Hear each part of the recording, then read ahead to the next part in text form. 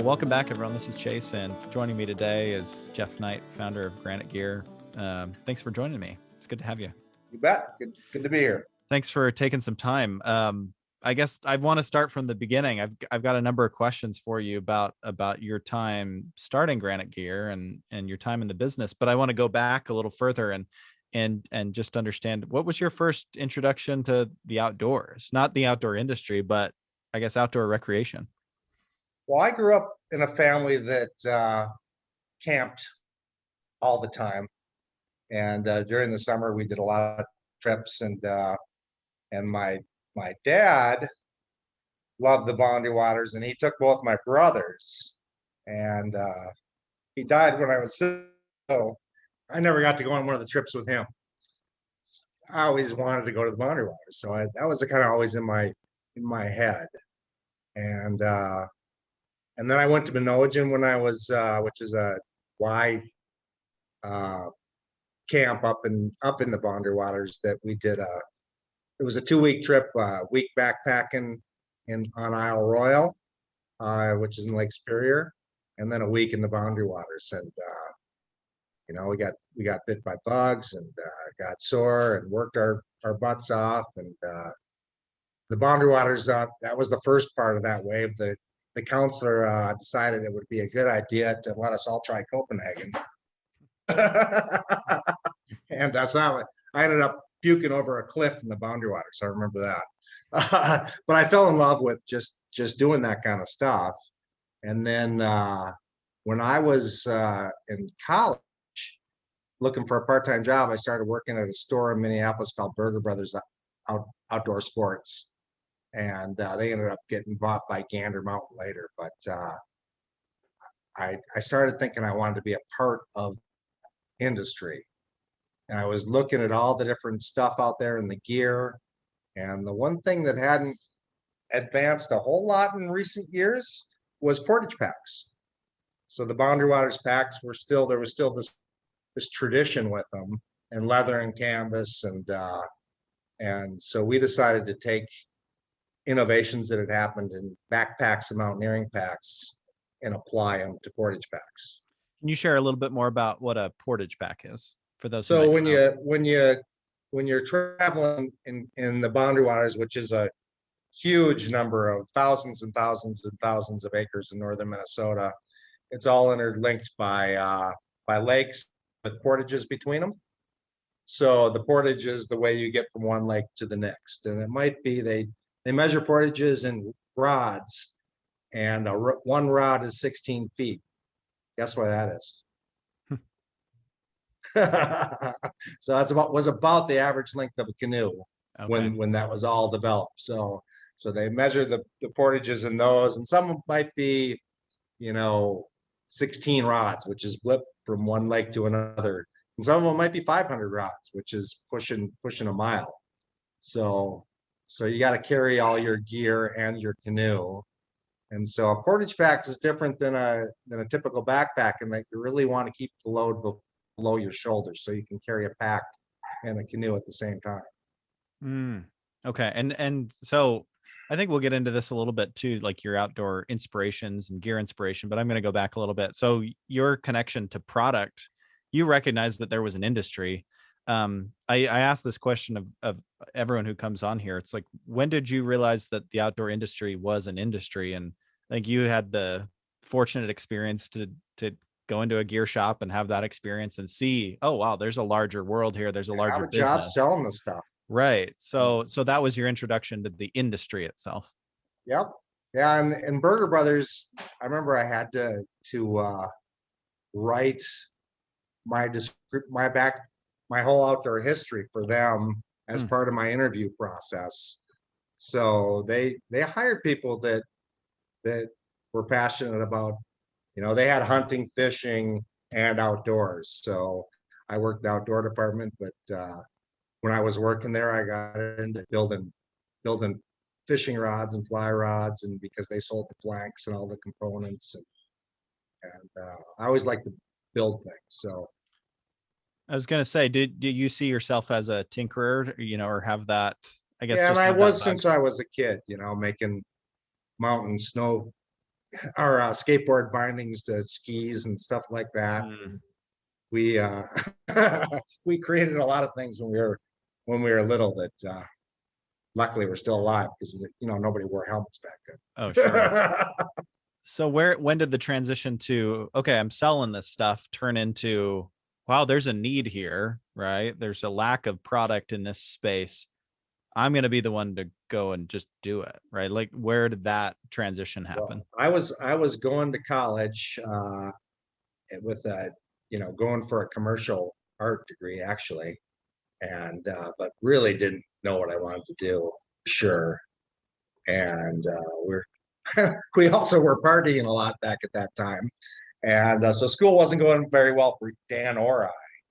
And we talked about some different businesses, and then one fall, it was a mid-September trip. We did a 2-week trip up into the Quetico, which is above the boundary waters in Canada, Quetico Provincial Park. And we went a long ways and did a kind of a huge route, caught fish all the time, and just had a great trip. And it was 3 of us on that trip.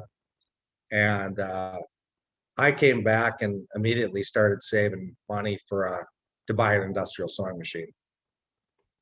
It just all clicked on that trip, and that's what we did.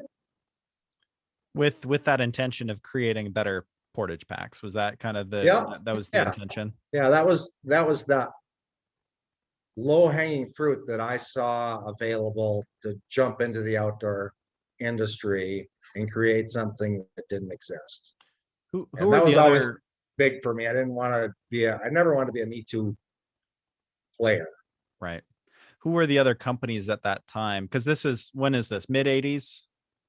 Yeah, this would be when we did that trip was probably the fall of 85. Okay. Then we started in like middle of the winter, 86. Okay. So who were the other players out there, the other pack makers that you looked at and said, okay, I like what they're doing, but they're not filling my need? Who are the other players? At that time, Duluth Pack was the big one for portage packs. Okay. And if you've ever heard of Duluth Pack, they're still around. And then there was a company called Grade 6 that was making packs that were also somewhat modernized versions of a Duluth Pack. And I'm still real good friends with the Grade 6 guy, which is Charlie. So when we first went around with our packs, the canoe sport industry was pretty tight knit, and everybody would be like, "Oh, those look really nice, but I don't know. I'm friends with Charlie, so I don't know if we can sell them." And eventually, we worked our way in there and got most of the major retailers that do canoe gear selling our stuff. Right. So you really went that just hyper focused on kind of that paddle sports, we're a complement to that. So I guess you didn't really think about the other pack makers in the other fields. Not at that really time. much. We did just a few years later. So when we moved the business from Minneapolis to Two Harbors, we also started rock climbing. And up the shore from here is Palisade Head, which is 300-foot sea cliffs into the lake, and then Shovel Point, and then there's Carlton Peak. So there's some pretty good climbing around here. And we also hired a rep that had been an employee of Midwest Mountaineering, Steve Hitchcock, and he ended up moving out to the Rockies and repped us in the Rockies. Got us introduced to Sandy East at the International Alpine School, and we started building climbing packs and ski packs at that time. So that was kind of our transition from just northern Minnesota portage packs and things like that to climbing packs, ski packs. We did gloves and mitts, gaiters, and then the packing systems was probably what was the most profitable for us in the early years. The rock solid compression sack, which is the arch design compression sack that squinches everything down. That was a Granite Gear original, probably the most copied item we ever did. because there's a ton of people that do it now, but we were the first to do that style. Before that, it was just the low telecompressor, which was a different animal. So I was gonna say, what are some of the other innovations or contributions that you feel like you pushed, and that you brought to the forefront, brought to the industry that people really weren't considering or doing before, like in the vein of, you know, those two well, innovations?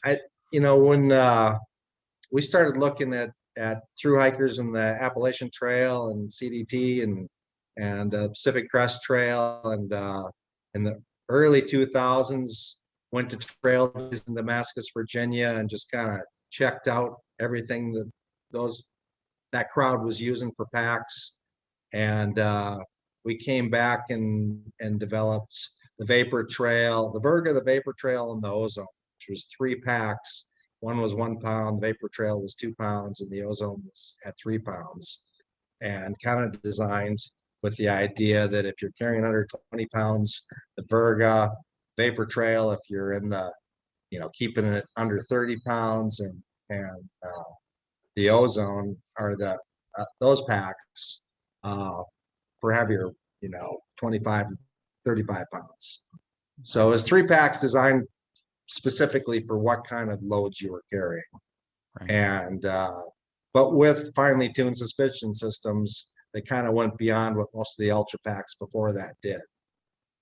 Right. So, and we got Editor's Choice Award from Backpacker for 2 packs, the Vapor Trail and the Ozone. So, and later that same series of packs, we got a Gear of the Year from outside. So we got quite a few kudos for those, and those led into some of the packs that later on they're still getting some awards for. Right. Did you have a moment when you first saw a product that you designed out in the wild? Do you remember? Do you have a moment where you remember seeing something like in an airport or on the trail? I remember you seeing saw- stuff in airports over the years, especially early on, and going, "Oh wow," and sometimes wanting to find out where they got it, Yeah. who they were, but yeah, not to the degree that Osprey. You can walk through the airport now, and I'm just amazed at the amount of Osprey I see. Right. Well, I think that's a good transition to talk about some of the others in this space. Like you've built relationships. I think the pack space is really unique because packs as a product, or they're just a unique animal, I feel like.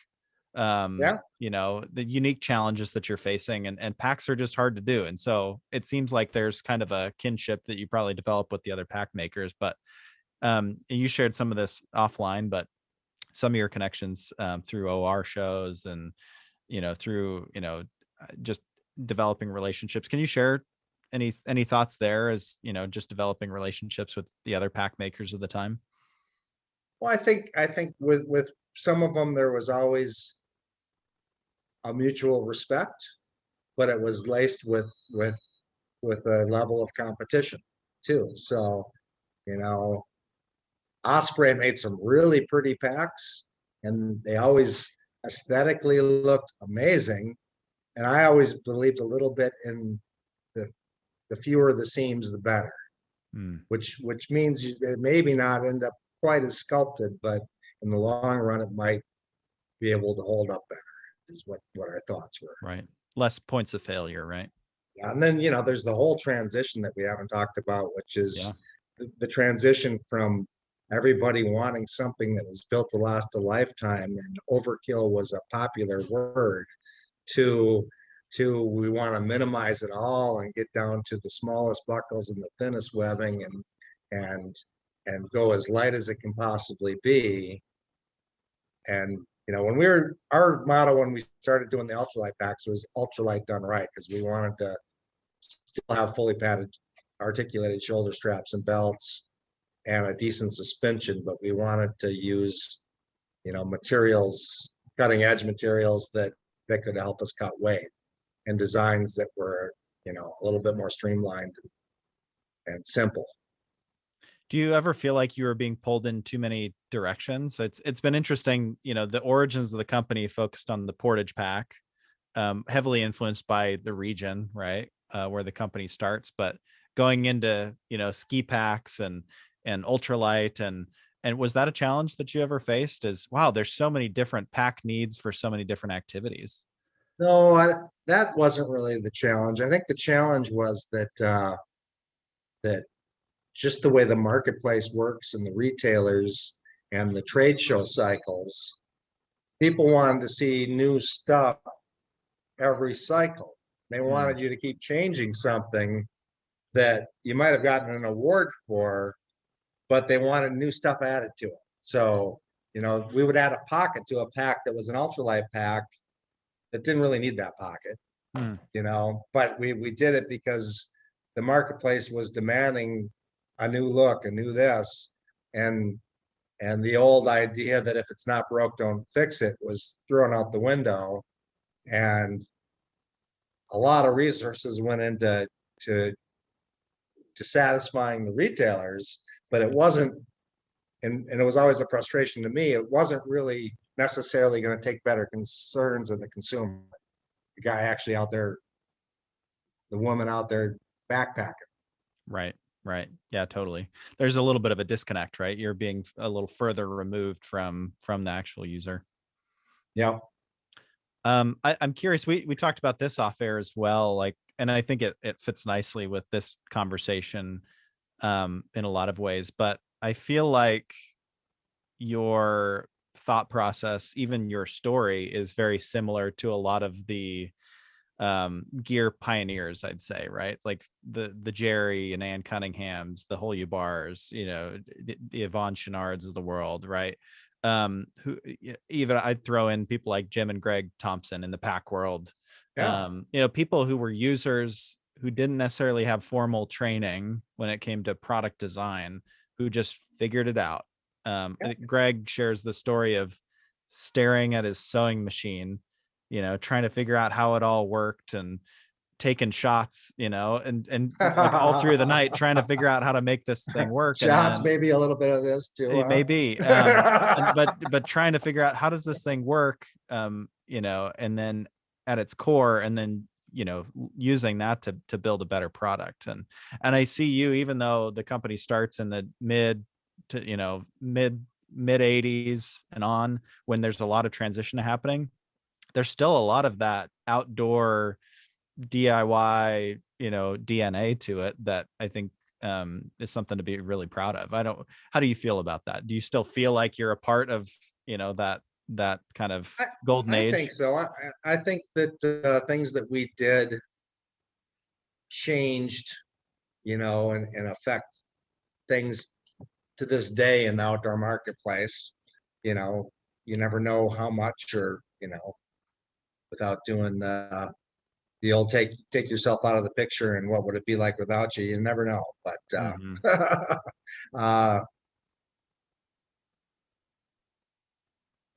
it's the industry's changed a lot, that's for sure. Yeah. And all the corporations coming into it. And today just on the other side here, I have a manufacturing operations that makes the stuff for adventure vans. And we're also looking at making a portage pack again and building it all here. And it's not easy. I just had to tell one of the major retailers that does portage packs that I think our pack's going to have to wholesale for what competition made in Vietnam is retailing for. Right. Is there people that are going to pay that money? Right. But we'll see. Well, one of the major transitions that you saw and you were a part of or affected by was this transition from making everything here in the US to transitioning over to Vietnam. It's interesting timing. I had a conversation or China, right? And I had a conversation with the Hein brothers, and they made Hein Snowbridge in Colorado. And around the same era, I believe, same time period. But their story is different in that they got priced out. They weren't able to keep up and move their product overseas and stay alive. And the company ended up, I think that it ended up being sold and then kind of went under. You were able to weather that storm and adjust, but what was that transition like?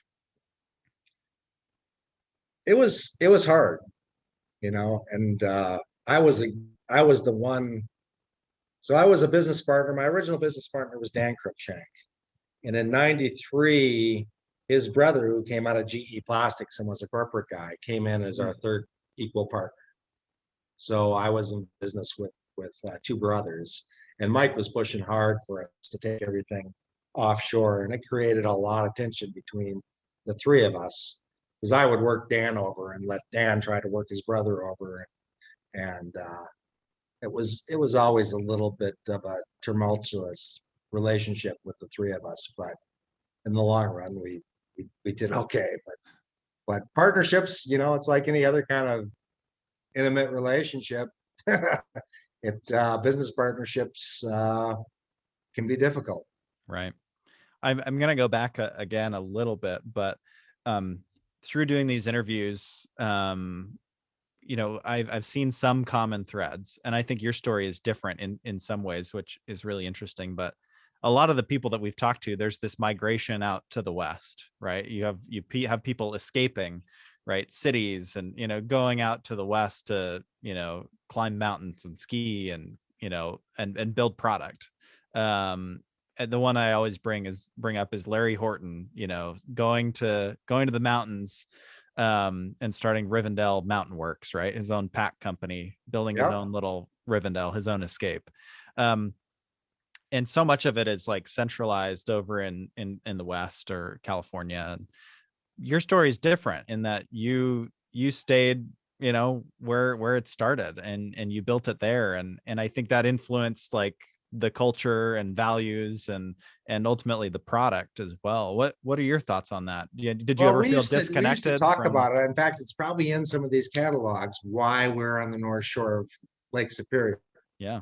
And that in the mountains, you've got better backpacking and higher terrain, but you might be a lot farther from a place to go on a canoe trip or to paddle. Mm-hmm. And you got good climbing, but here we've got pretty decent climbing. And so, and the cost of living in northern Minnesota is still a lot less than out there. So when we moved up here, this was close enough to the iron range that and the iron industry was way down at the time.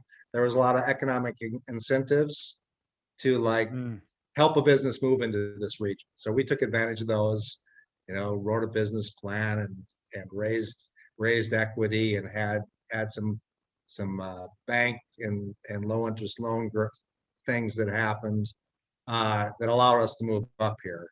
But if you've never been to the North Shore of Lake Superior, it's hard to answer that question. You kind of got to see it because this area is pretty spectacular.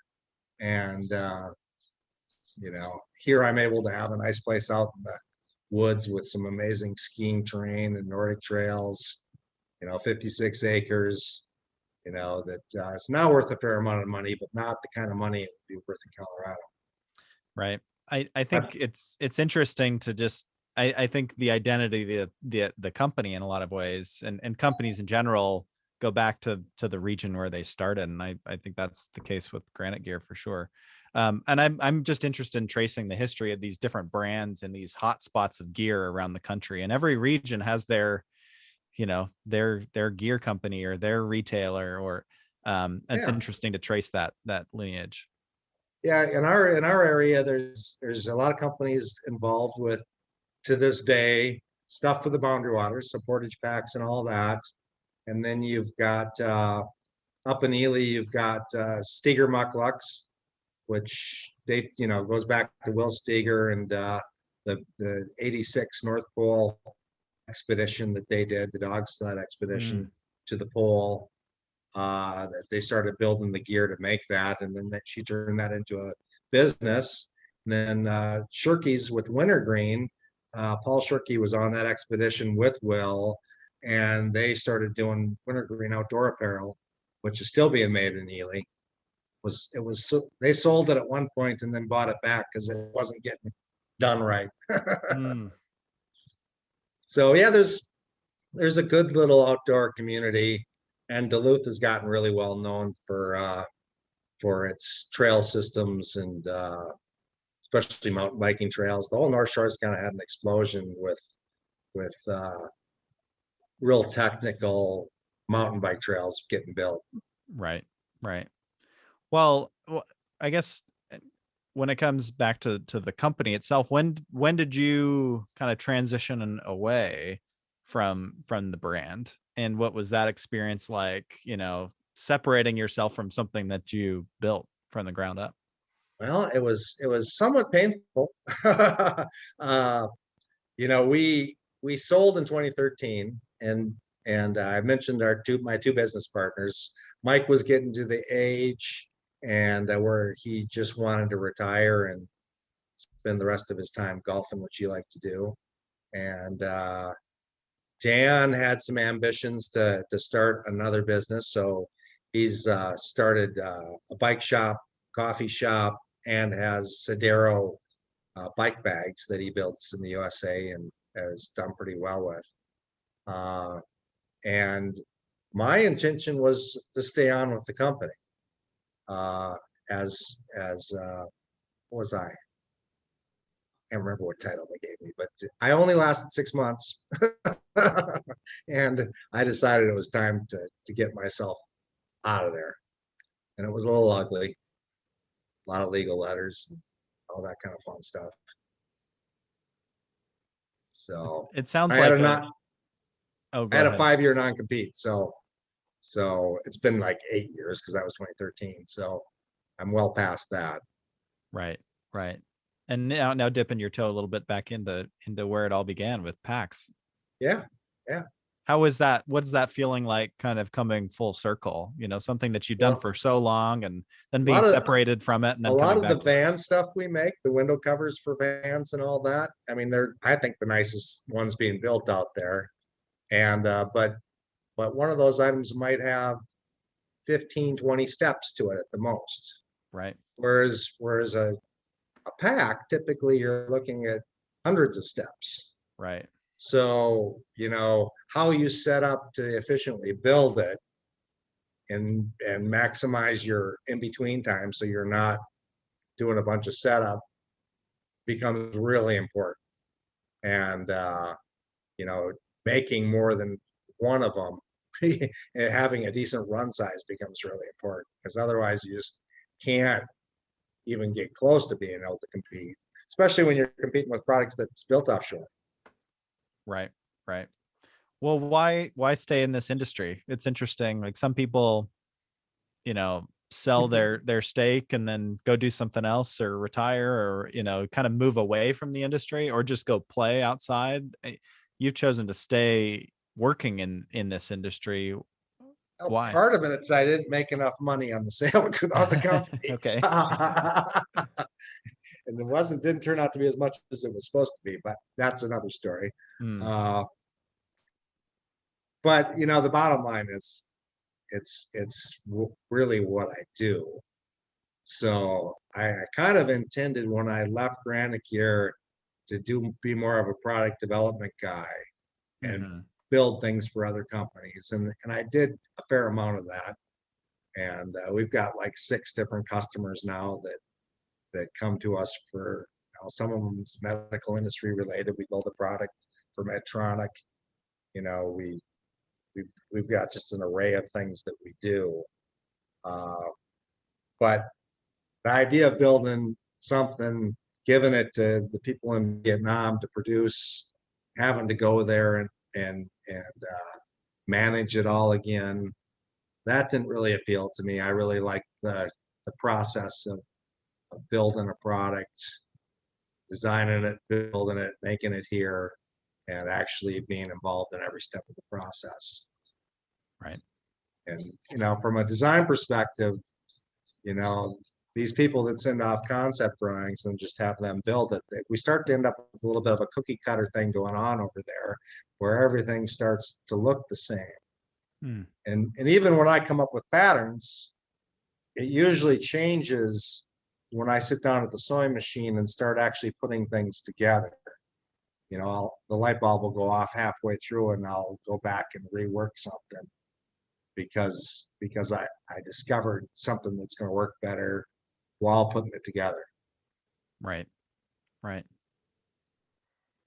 Well, I think it's great that you're still doing something that you love, and there's this through line between, from tinkering, right? And you're still making, which I think is incredible. What did we miss? It's kind of, as to kind of wrap up the conversation, did we miss any of the high points, any of the low points that you want on the record, or did we about cover it? Well, I think we covered most things. I think all this, the business partnerships things is an interesting side of it. And I always wanted to build the highest quality, best stuff out there and charge what it was worth. And our other business partner, Mike, wanted to always have pricing that was less than our other competitors. Right. And in retrospect, I think I should have fought harder. I think people are willing to pay what it's worth, and sometimes underpricing it doesn't do you any good. Right. Doesn't make it more desirable to people, at least the people that you're designing it for. I think that's a good lesson. I think that's something that the industry probably faces to this day, right? There's still, I think, a battle going on between kind of those ideas, right? Well, I'm astounded at pack prices. And I look back at catalogs, I could pull out 2005. So there's our 2005 catalog. I think we had retails in here by this time. Yeah, so Vapor Trail was 150. Verga 170. So, those prices haven't changed that much. But every material's gone up. Container costs are I guess running 5 times what they were 2 years ago. I don't know how the pack prices haven't gone up more dramatically with inflation. Right. And to your point, a few minutes ago, how many operations go into a pack? Seems like we're severely undervaluing, that skill set, and that, the amount of operations, the complexity of the product, right? Really, the industrial sewer, the person that can do that kind of work, that's not a McDonald's wage kind of a job. The amount of time it takes to get good at it is a lot of time, and it's always been undervalued. It's always been the wife that's husband works and she doesn't really need to make that much money and just likes doing it.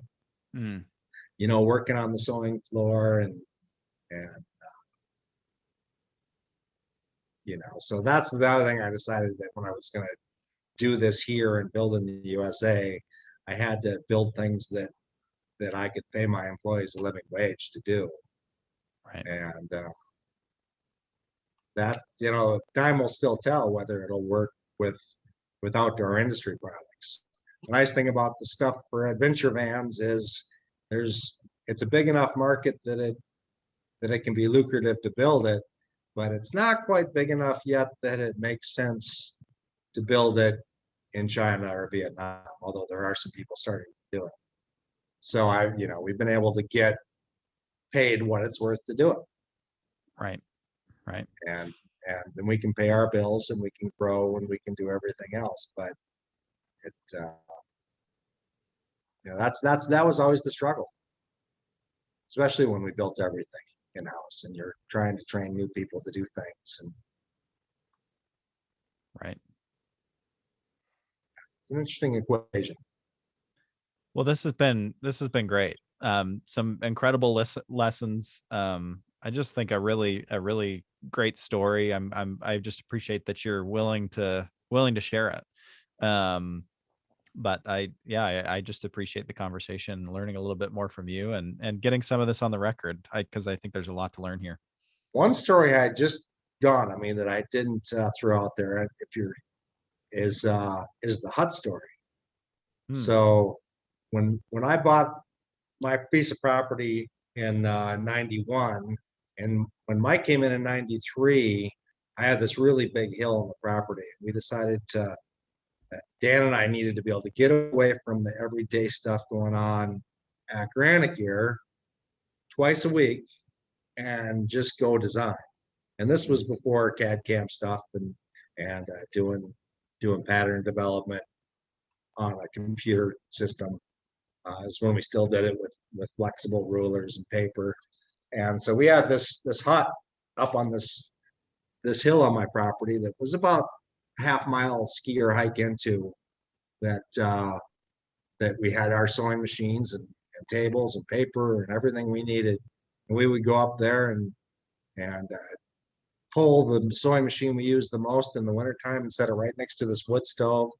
It was an 18-foot octagon, so it had machines all the way around it. And we'd go up there, and by the end of the day, we'd be walking out with a finished something put together.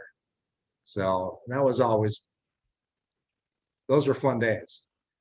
And we had the first brick phones. So, at our house, because we were beyond power lines and phone lines, we had a Yagi antenna and a phone. But on top of the hill, we could actually make calls with the brick phone. So if somebody really needed to get a hold of us, they could call us on this phone. That's great. That gives a great image of what it was like to get this going. Yeah. I think that really helps kind of ground like this whole story and like how you built this. So I'm glad that you remember to share that. Yeah. I mean, I think we always were trying to do our best. It's the old, think outside the box thing, Mm-hmm. which is definitely overused, but we were always trying to do our best to come up with something that wasn't what was already out there, yet wasn't just coming up with something that wasn't out there for the sake of it not being something that was out there, but actually an improvement in the way something worked. Right. And we accomplished it a lot of the time, I think. So, Well, that's great. Well, Jeff, this has been fun. Thank you yeah, for taking some time you're to welcome. share your story and your insights.